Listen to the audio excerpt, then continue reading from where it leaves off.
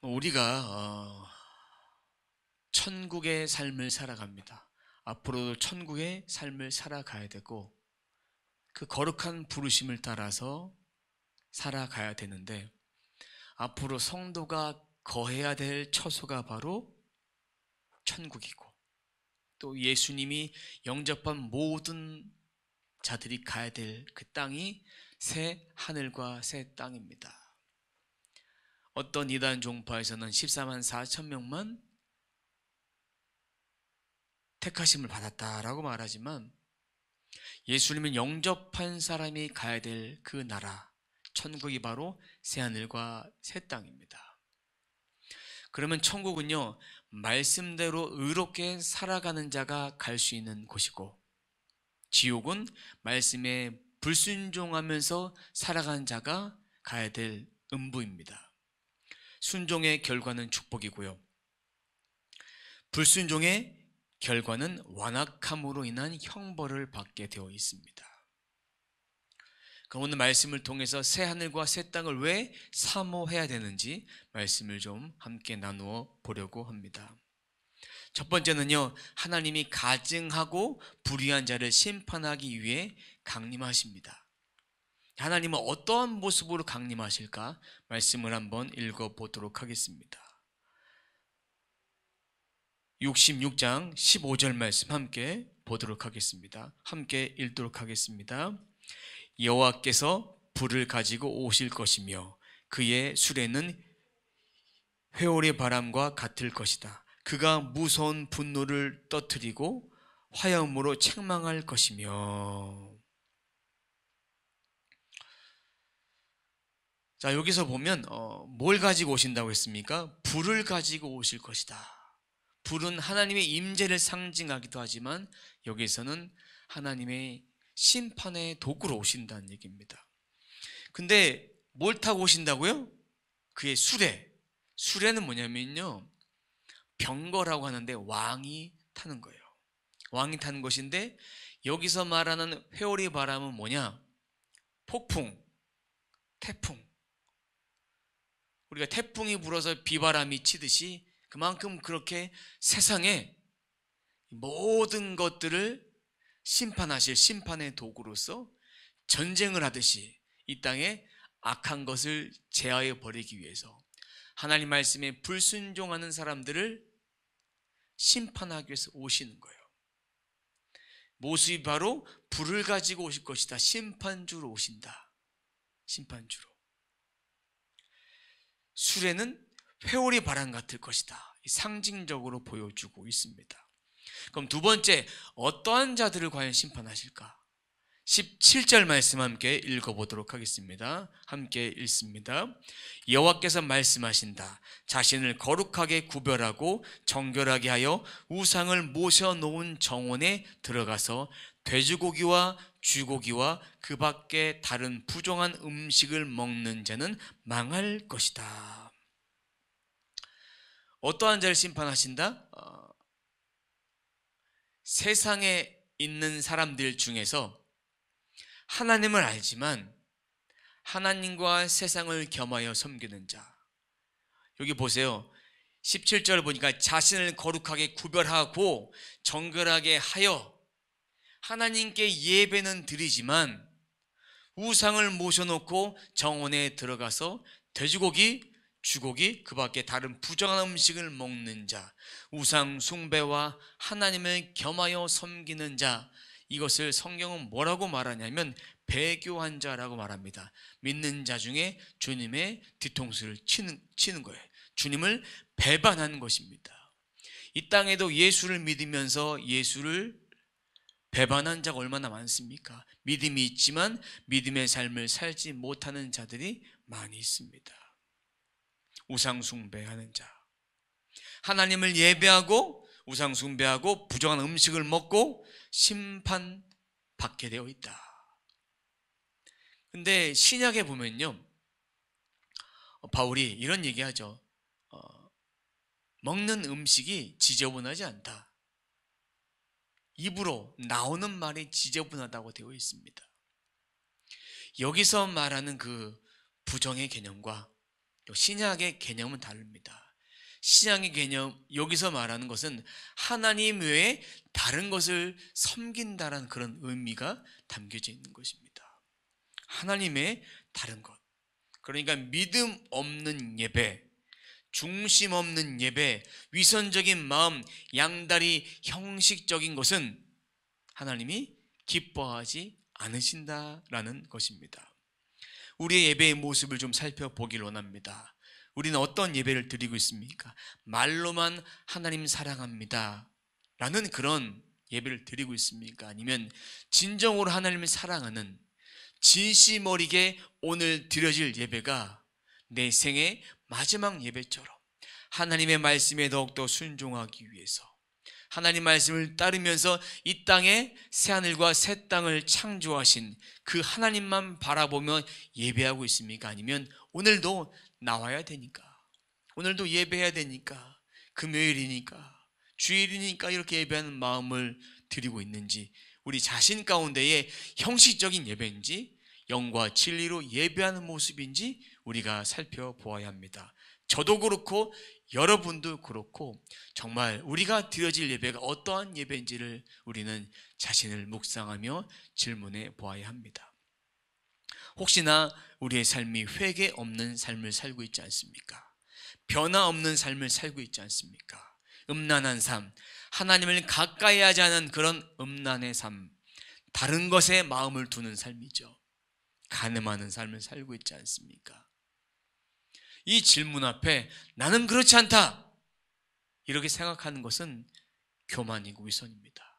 우리는 하나님을 가까이 하지 않았던 적이 따지고 보면 단 하루도 없었다라고 말할 수 없습니다. 저도 하나님 안에서 음란한 자고 간음하는 백성이에요.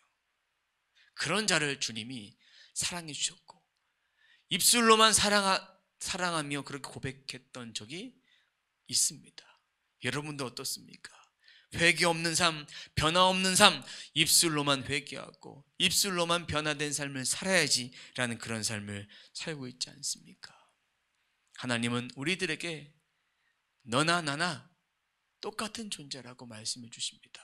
우리 모두는 똑같은 존재라고 말씀해 주십니다. 이렇게 자신을 구별하게 드리면서도 세상의 것을 놓지 못하는 그런 이스라엘 백성들처럼 우리도 그런 모습을 살고 있지 않나 우리는 우리 자신 가운데 질문해 보아야 합니다. 세 번째는 하나님은 이방인에게도 언약 백성으로 살아갈 길을 열어 놓으셨습니다.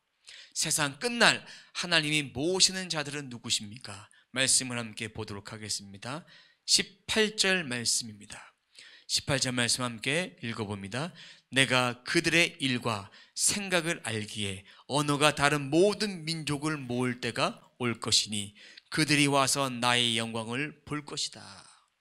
한마디로 말하자면 다른 민족을 구원하신다. 이스라엘만의 구원이 아닙니다. 혈통으로, 태생으로 이스라엘 민족만의 하나님이 되신다는 것이 아니라 다른 민족을 향해서 구원하신다는 그런 구원의 계획이 담겨져 있습니다. 그 자를 모으는 거예요. 이렇게 모으신 이유는 모든 사람들을 사랑하시는 거예요. 그러면 반대로 얘기하자면 이스라엘 백성들이 얼마나 말을 안 들었으면 이렇게 말씀하실까? 그리고 이건 또 다른 의미가 있는 거 뭐냐면 이렇게 말 안 듣는 백성을 이방 사람들을 구원함을 통해서 충격요법을 줘서 이스라엘 백성들도 구원하도록 결국은 모든 사람들이 하나님의 백성, 언약의 백성으로 삼기 위한 하나님의 구속사적인 큰 그림이 있습니다. 그 큰 그림을 완성하기 위해서 이 땅에 오신 분이 누굽니까? 예수님이요. 구원은 믿는 자에게만 있는 구원이 아닙니다. 믿지 않은 자에게도 구원을 주시는 거예요. 그 구원의 은총을 베풀기 위해서 끊임없이 콜링하시는 거예요. 콜링하시는데 깨닫지 못하면 끝내 구원을 못 받는 거예요. 말씀하셨는데도 불구하고 장막을 깨트려버리고 육신의 장막을 깨트려버리고 물질도 하나님 다 걷어가시고 마음도 깨트려버리고 다 했는데 끝까지 예수 믿지 않는다. 그거는 하나님이 불공평한 하나님이 아니에요. 기회를 다 줬는데 그 음성을 듣지 못하고 주님께 나오지 못하는 거예요. 우리는 세상에 흩어진 백성들을 주 예수 그리스도 이름으로 돌아오게 해야 된다. 근데 그 권세는, 그 힘은, 그 능력은 우리에게 있는 것이 아니라 하늘에서 주신다라는 것입니다. 세상에 많은 죽어가는 백성들을 살려내야 됩니다. 눈먼 자, 포로된 자, 갇힌 자, 이런 자들을 다 주께로 돌려서 살려내야 되는 사명들이 우리들에게 있습니다. 그러기 위해서는 우리는 주님의 일을 감당하는 거예요. 어떤 일이냐? 주님의 말씀을 통해서 내 자신이 주님 앞에 겸손히 간음하지 않고 음란하지 않고 회개하는 그런 백성으로 살아감을 통해서 우리 인생의 모든 것이 풀려지면 이러한 삶이 또 다른 사람에게 간증이 되고 전도지가 되어서 복음을 흘려갈 수 있게 한다라는 것입니다. 그럼 네 번째, 하나님은 이방인 가운데 어떤 봉사자를 세우십니까? 21절 말씀 함께 읽어보도록 하겠습니다. 21절입니다. 함께 읽습니다. 나는 그들 중 일부를 택하여 제사장과 레위인을 삼을 것이다. 이스라엘 백성들이 가장 충격적인 말이에요. 이방인들 가운데 제사장, 레위인을 삼을 것이다. 이스라엘 민족만의 성직자가 아니라는 거예요. 구별된 자가 아니에요. 그들뿐만 아니라 이방인들 가운데도 그렇게 삼겠다. 언약의 백성은 모두가 다 될 수 있다. 주 예수 그리스도를 입술로 받아들이고 고백하는 자, 하나님의 부르심을 응답하는 자. 여기서 우리는 요한복음 1장 12절과 13절의 말씀을 우리는 떠올려 봐야 합니다. 자, 그 말씀 보면 혈통으로나 육정으로나 된 것이 아닙니다. 핏줄로나 육체적 욕망이나 사람의 뜻으로 된 것이 아닙니다. 한번 요한복음 1장 12절과 13절 말씀 함께 같이 읽어보도록 하겠습니다. 함께 읽습니다. 시작. 그분은 자기를 영접하고 믿는 사람들에게는 하나님의 자녀가 되는 특권을 주셨다. 이 사람들이 하나님의 자녀가 된 것은 핏줄이나 육체적 욕망이나 사람의 뜻으로 된 것이 아니라 하나님의 뜻에 의해서 된 것이다. 구원은 내가 이스라엘 백성이기 때문에 구원받는 것이 아닙니다. 사람의 욕망에 의해서, 사람의 뜻에 의해서 되는 것이 아니라 전적인 하나님의 구원의 은총에 의해서 구원을 받는 것입니다. 그렇다면 우리는 구원받은 것은 의심할 여지가 없습니다. 의심할 여지가 없어요. 오직 예수 그리스도를 믿음으로 무엇이 된다? 하나님의 자녀가 된다. 우리 속에 예수 그리스도가 계십니다. 그 예수님이 계시는데 예수님을 통해서 구원받고 예수님을 통해서 구원에 합당한 삶을 살고 매일매일 성령님은 우리 가운데 찔림을 주십니다. 믿음의 사람답게 살아갈 수 있도록 양심의 필터를 주셔서 찔림을 주세요.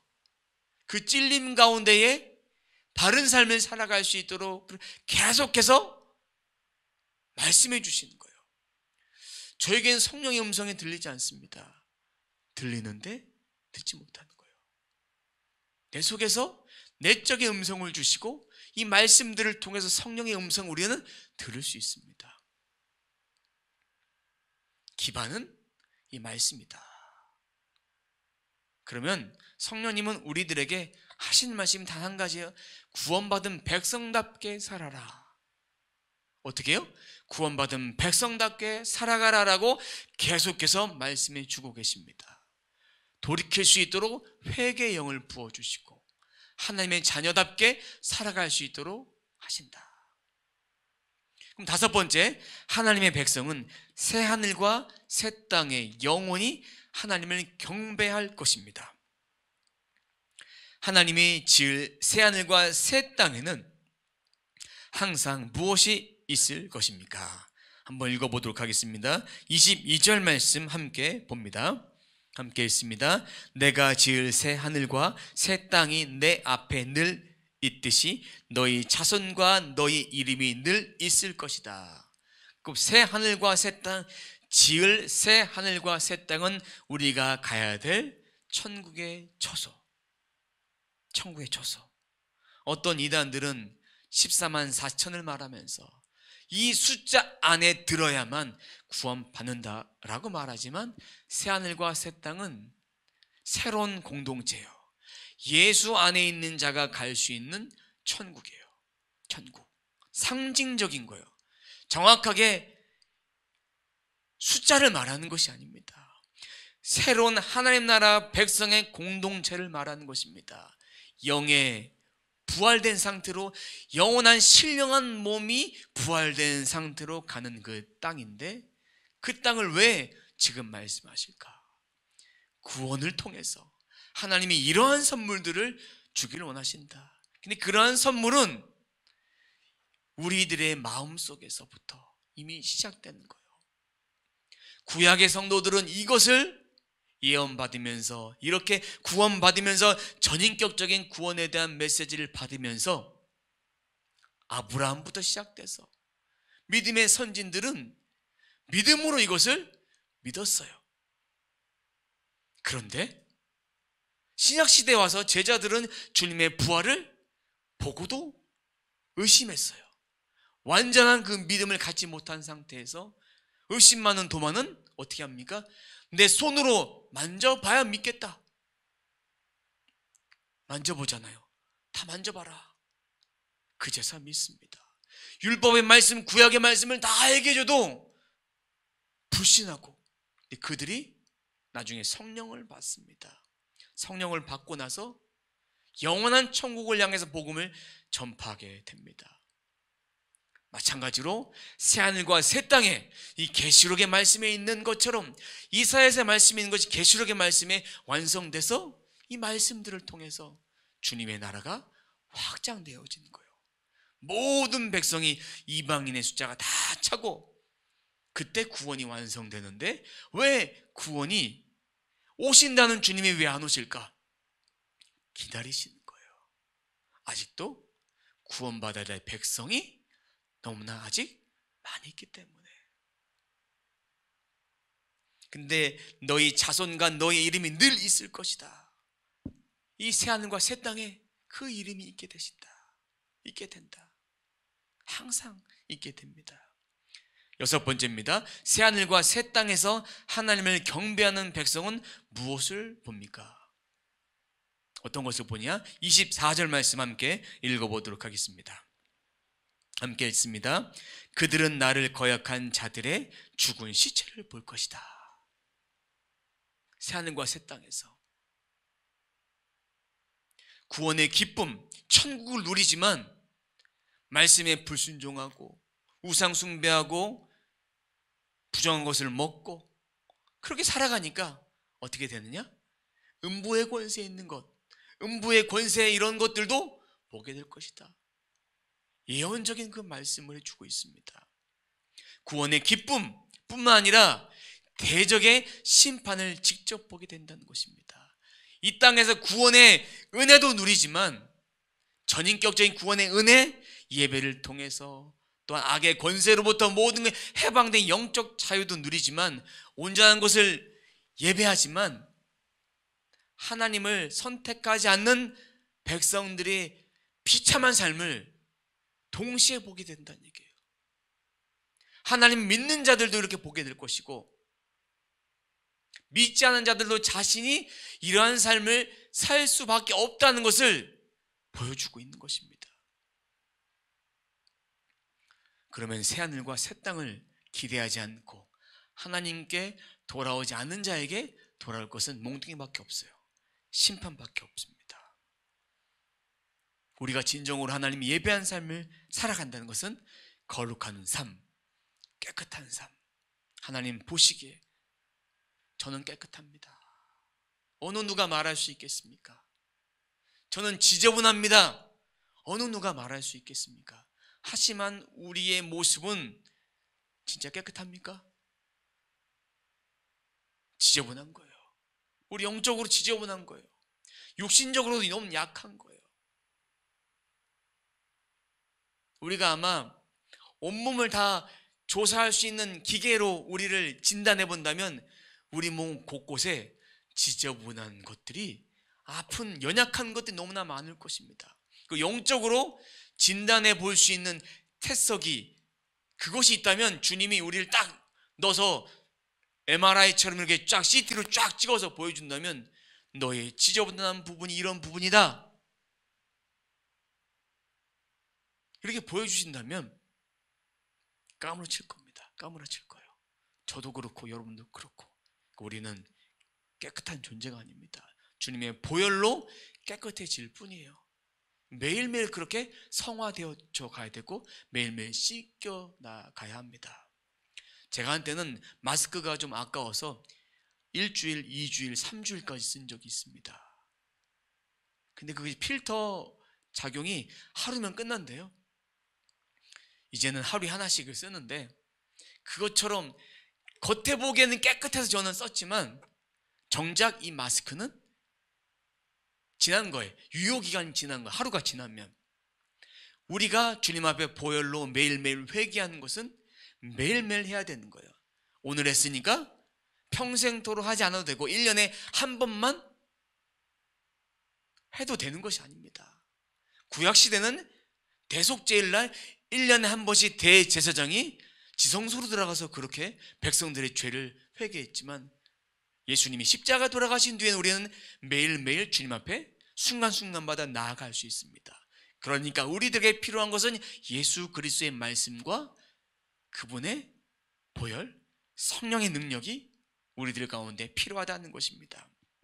사랑하는 성도 여러분, 하나님이 기뻐하지 않는 가증한 일, 우상숭배, 배교하는 일, 이런 일들을 우리가 하고 있지 않습니까?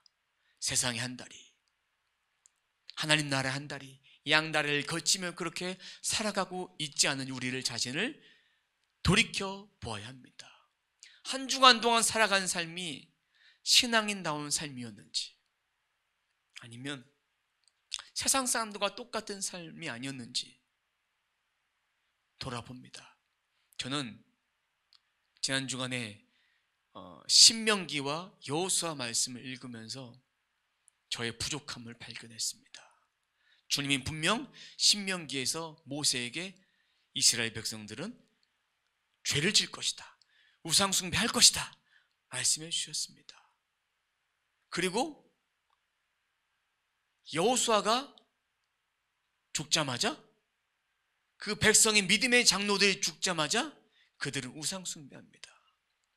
그리고 순간순간마다 사사를 세워주셨을 때 그때도 사사가 죽고 나서 우상숭배합니다. 미리 말씀해 주셨고 그대로 이루어졌고, 그렇게 이루어지지 않기 때문에 그런 악한 행동을 했기 때문에 이사야서에도 그렇게 우상숭배한 거예요. 다 우상숭배가 주님이 다 예언해 주신 거예요. 하나님께서 그대로 살아가는 거예요. 그럼 이 말씀을 받았으면 우리는 이 땅에 살아가면서 우리들 가운데 우상숭배, 가증한 일 하지 말아야겠다 깨닫고 주님 너 붙잡고 살아가는 거예요. 미리 경고로 예언의 말씀으로 우리들 가운데 주신 거예요. 저에게도 우상숭배하는 부분이 없나? 여러분들도 그런 모습으로 자기 자신을 돌이켜 볼 수 있어야 합니다. 겉으로는 하나님 예배합니다. 속으로는 하나님을 거역합니다. 두 가지를 다 겸하여 섬기고 있습니다. 겸하여. 이렇게 형상을 만들어서 우리 안에 이런 모습들이 있습니까? 그런 형상 만들고 하나님보다 더 신뢰하는 것이 있으면 이 시간 내려놓으셔야 합니다. 새하늘과 새 땅에 들어가기 위한 필요한 것 딱 한 가지예요. 말씀에 순종하는 거, 예수 그리스도를 붙잡는 거. 버려야 될 것이 한 가지 있습니다. 득권의식. 나는 예수를 믿으니까 저절로 다 회개가 되고 저절로 다 용서받았다. 하지만 주님은 회개하십니다. 그날에 우리가 어떠한 죄악을 졌는지 다 계산하실 것입니다. 우리가 이 땅에서 뭘 해야 되느냐? 하나님 말씀으로 예배하는 거, 천국에서 주님과 함께 예배하는 거. 이미 우리 안에 이미 천국이 임했습니다. 하나님 나라가 임했습니다. 새하늘과 새 땅이 시작이 됐어요. 주님 나라 갈 때까지 그렇게 새하늘과 새 땅이 이루어갈 수 있도록 우리는 날마다 정직한 삶, 깨끗한 삶, 눈앞에 악한 일을 행했던 사람들의 비참한 인생, 심판받는 인생을 보았다면 우리가 달라졌을까? 어쨌었을까? 주님은 우리들에게 말씀대로 살지 못한 자들이 고난받고 징계받는 그런 모습을 봅니다. 그렇다면 우리는 하나님 말씀으로 돌아가야 됩니다. 고난의 순간에 그 고난을 깨쳐버리고 일어날 수 있는 그 믿음이 우리들에게 있습니다. 주님만 붙잡고 일어서면 되는 것입니다. 이미 임한 새하늘과 새 땅, 우리 안에 시작이 됐습니다. 그것을 사모하십시오. 천국을 사모하십시오. 그럼 그 천국을 통해서 우리들 가운데 주시고자 하는 하늘의 신령한 은혜와 땅의 기름진 축복은 우리들에게 다 이미 임했으니까 우리가 다 받을 수 있어요. 다 받을 수 있어요. 그 은혜가 우리 안에 있으니까 주님 주신 것은 마음껏 쓸 수 있습니다. 어떤 걸 선택하시겠습니까? 주님을 선택하시겠습니까? 세상을 선택하시겠습니까? 주님을 선택하고 선택하셔야 됩니다. 바라기는 우리 모두의 삶이 새하늘과 새 땅을 사모하면서 천국의 삶을 지금부터 시작해 나가는 저와 여러분의 삶이 되시길 주님의 이름으로 축원합니다. 기도하겠습니다. 하나님 감사합니다. 오늘 말씀을 통해서 저희들에게 비춰주신 말씀이 있습니다. 스스로 의롭다고 생각하지만 우리는 아무런 의로움이 없습니다. 아무런 자격이 없습니다. 우리를 구원해 주셨고 우리 안에 특권의식이 있었다면 이 특권의식을 내려놓습니다. 우리가 잘나서 구원받은 것이 아닙니다. 우리가 잘나서 주님이 우리를 선택해 주신 것이 아닙니다. 전적인 주님의 은혜, 죽을 수밖에 없는 죄인을 향한 하나님의 사랑 때문에 우리가 구원받았습니다. 이제 우리가 새하늘과 새 땅을 사모하며 늘 우리 마음속에 천국을 사모하며 천국의 완성이 되어져 가는 그런 삶이 되어질 수 있도록, 그렇게 계속해서 만들어 갈 수 있는 삶이 되어질 수 있도록 우리 앞에 펼쳐진 삶 가운데에 아무리 어려운 일이 있다 할지라도, 아무리 힘든 일이 있다 할지라도 오직 주님만 바라보며 하늘의 위로와 소망을 붙들고 살아갈 수 있도록 도와주옵소서.